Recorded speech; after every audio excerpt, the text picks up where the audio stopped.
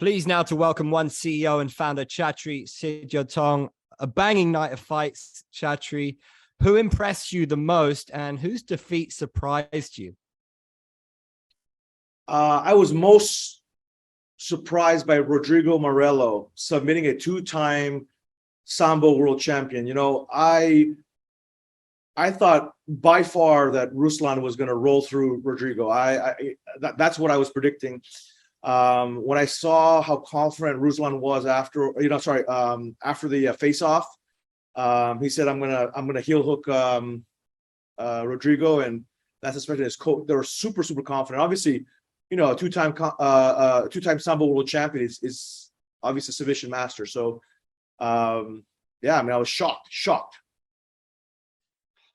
We're going to go across to our media questions now. We start with Ben Imperial from Sportskeeda. Hello, Mr. Hi, sir. Can I ask were you surprised by the main event decision by the main event result between the Pechmara? No. I had 4 rounds to 1 for Saenchai. It was a closer fight than I thought, but I mean, Saenchai won rounds 1, 2, 3, and 5, and it wasn't very close, those rounds. Yes, he was getting pitter-patter punch in the face, but if you look at overall in terms of significant strikes, Saenchai led every round, except for that one round. Yeah. Thank you. That's how I had it. I don't know how the judges. I didn't see the judges' scorecards yet, so I have no idea. Yeah. Thank you. Next up, a question comes in via text from Luisa Morales of Philippine Star, who asks, following the Lumpini announcement, One delivered an incredible night of kickboxing and Muay Thai bouts. What does it say about the excitement One will bring to the stadium in 2023? This is going to be, obviously as a child, I went to Lumpini. My father took me when I was 9 years old. It's one of my favorite childhood memories.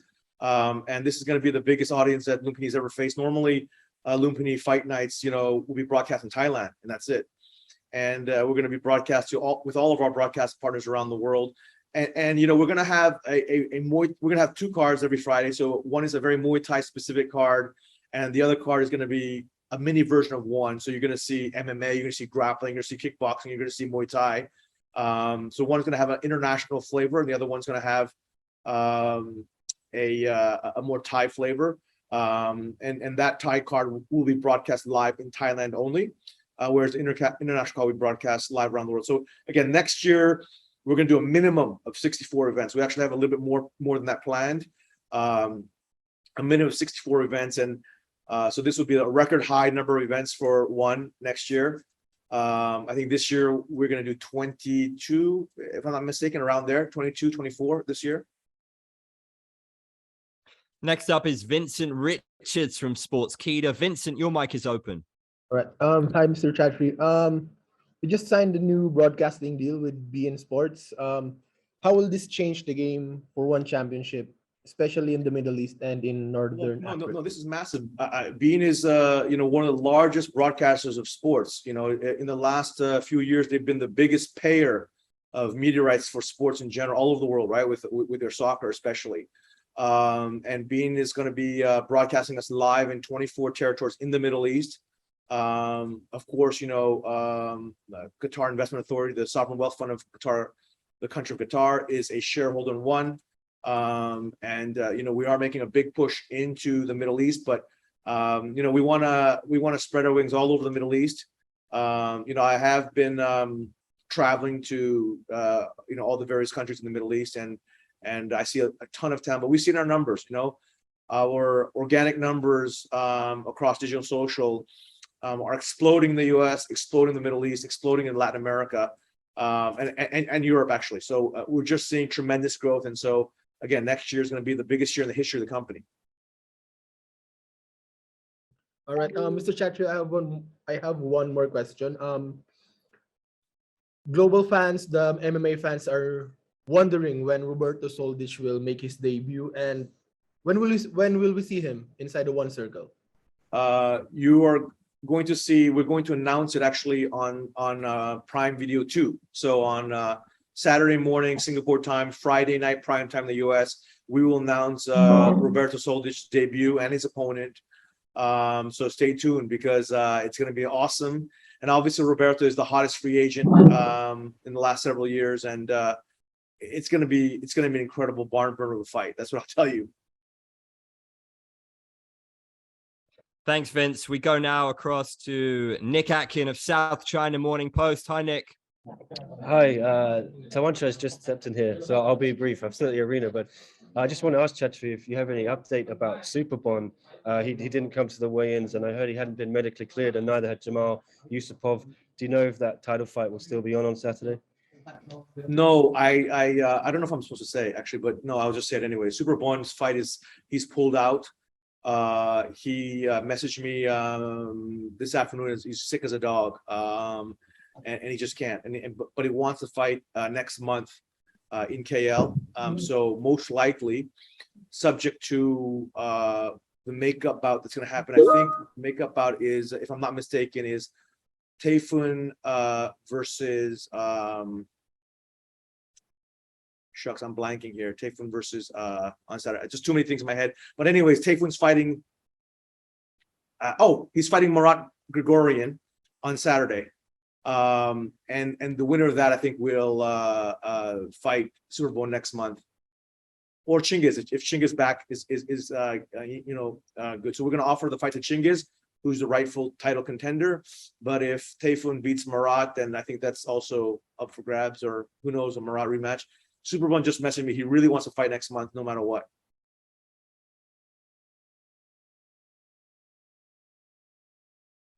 Thanks, Nick. We're going to go across then to Jeffrey Hu. Jeffrey, your mic is open. The UFC also has been airing some of their fights on, like, say, ABC, like American channels that don't need like some sort of like paid subscription. Are you planning on doing something similar with One Championship, as in having the events broadcasted like on like a non-subscription like American channel? Like, so right now Amazon is our primary partner. Obviously they have 200 million subscribers, Amazon Prime, and they are putting us obviously prime time on Fridays at 8 p.m. It's a match made in heaven. But again, I'm telling you, it's the very beginning of the relationship. We do intend to have more events on ground in the US. We do intend to have more primetime shows on air in the US. I can't talk about all of our plans. I can just tell you that 12 Amazon Prime video events right now is just the very, very beginning of what we have planned for the US for one. So we can't see more events. We can't see more shows. Yeah, I mean, just, yeah. But I mean, we're in multiple discussions all the times and around the world.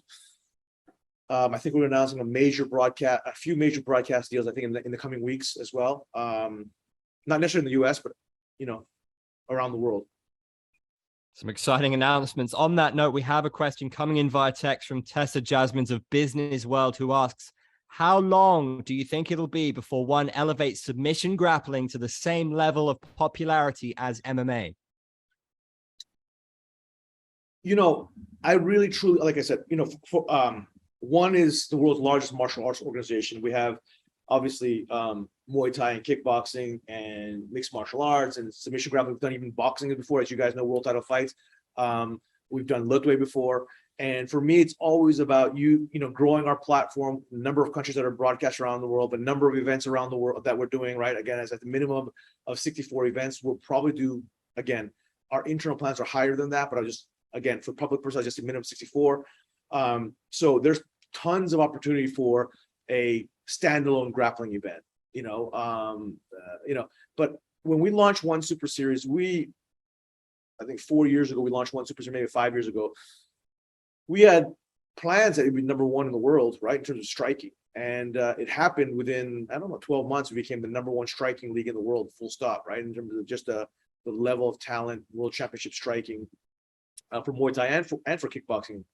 And I fully expect to see that with grappling. We have the know-how. Our platform is really big, and we just know how to develop different martial arts and showcase it to the world. So it's super exciting. And it comes down to values, heroes, and stories. At the end of the day, people watch as long as they're the best in the world, which, as you guys know, I say over and over, as a lifelong martial artist, looking at a critical eye, my whole thing the last 10 years was to get the very best world championship martial artists on the planet on a single platform. And we have 170 athletes on our roster who have won world titles at the highest levels in the world, across a plethora of martial arts. And no other global organization comes even close to the caliber of world championship talent on our roster. And so people want to watch the best in the world go at it. And whether it's mixed martial arts or whether it's kickboxing or Muay Thai or grappling or boxing, whatever it is people want to see, as long as you tell the stories, as long as you give people a reason to care. One person might be fighting because his mom is dying of cancer and he he has to pay for everything, or one might be because he's an orphan and he wants to build an orphanage, whatever the story is, and that's the big difference between us and the other two major global organizations. Is we really try to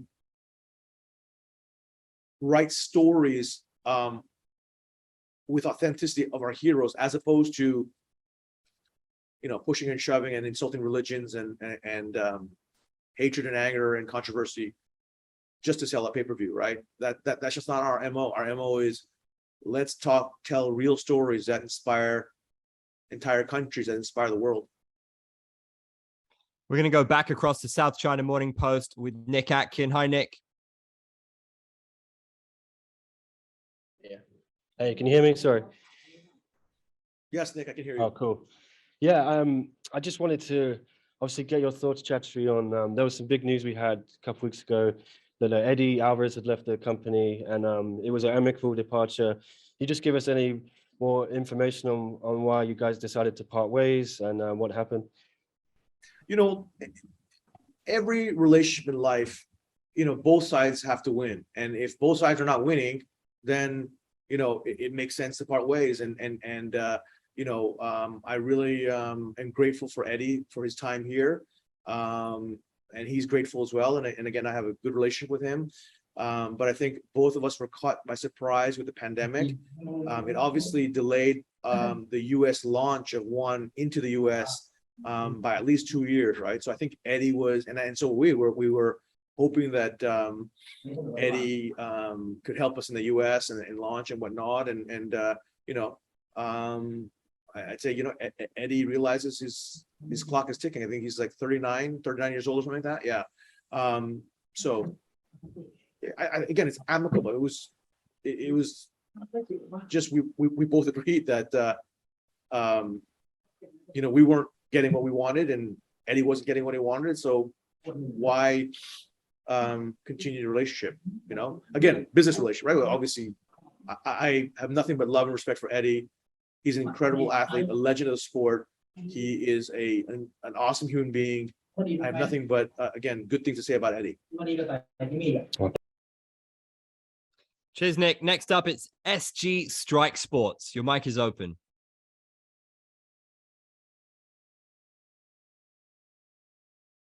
I think he's on mute. Can we unmute SG Strike Sports? Yeah, can you hear me? Yep, I can hear you. All right. I just want to know your thoughts on Saegid as a threat to Christian Lee after his performance, and whether it would be deserving of a shot at the belt. When I talked to Khabib said this is his best 170-pounder on the team at Eagles. That Saegid is the best 170 when we were signing him, and I believe Khabib, he's a man of his word, and that's why I signed Saegid on the word of Khabib. But I also believe that Christian Lee is the best lightweight on the planet. So I think if they ever meet, it's going to be an incredible all-out war for the fans, right? So yeah, I mean, let's see how everything unfolds, but I'm excited.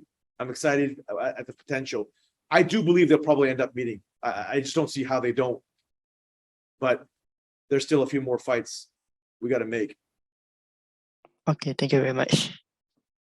Next question is via text from Sanuk Kun Wirasak, who asks, do you see Saenchai as an athlete who'll someday be as highly regarded as legends like Nong O and Rod Tang?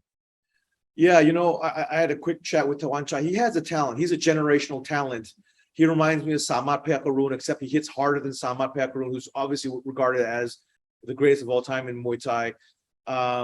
He's faster. He moves in similar ways, but he's much more powerful.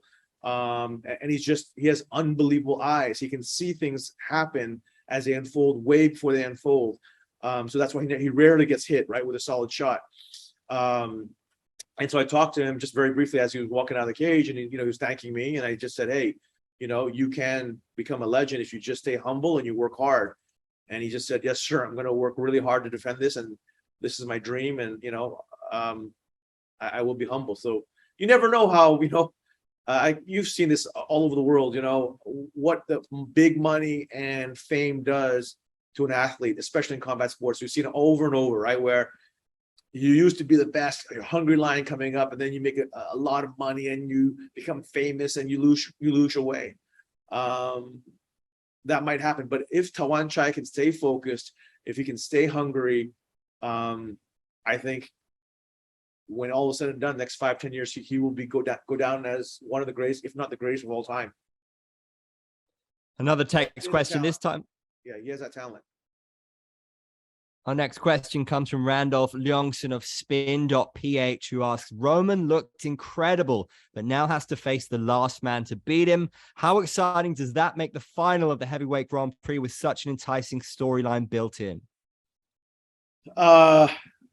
It's gonna be awesome. Like, I was shocked at how Roman just destroyed Guto. Although I thought it was an early stoppage. The funny thing is, I think the punch, Guto was basically out, unconscious virtually. He barely gets up and he gets kicked in the head. It's a clean head kick, but that woke him up and he was ready to go again. It's funny. Just one of those things. And the ref stepped in. I thought the ref should have let it go because clearly Guto he woke up. But I think Roman versus Iraj is going to be a barn burner. I just sense it. I think Roman is going to come in and try to do the same thing he did to Guto. I think Roman is going to come in and try to finish Iraj in one round. There's no doubt Roman is the greatest light heavyweight striker on the planet now. Nobody can, 6'7", and he hits like a truck. And he moves well, and he just unbelievable. Beautiful night of martial arts. It all leads up very nicely to the weekend. What can fans expect from Prime Video 2? Like I said in the press conference, it's going to be, I predict, bigger, badder, and bolder than anything. I think the finish rate is going to be insane, off the charts. I'm super excited for the main event, Angeli versus Jingnan. That is, well, you guys saw the first one, first two fights. I think the third fight's going to be the same. It's going to be a barn burner back and forth, and somebody's going to get finished in the fourth or fifth. That's what I predict. It's a 50-50 fight, because it's there's so many variables, but it's just like the first two were super close. But I think the card is stacked from top to bottom. It's just I'm super excited. I think tonight was an appetizer. The main course is going to be Saturday morning, Singapore time, Friday night, prime time in the US. And the final question coming from Thai Media, MGR Online, Kun Nedipong, who asks, any message on both Thai athletes, Pet Moricott and Saenchai? I love the fact that in one, you can have a 5-round war, literally from the very first second to the last second.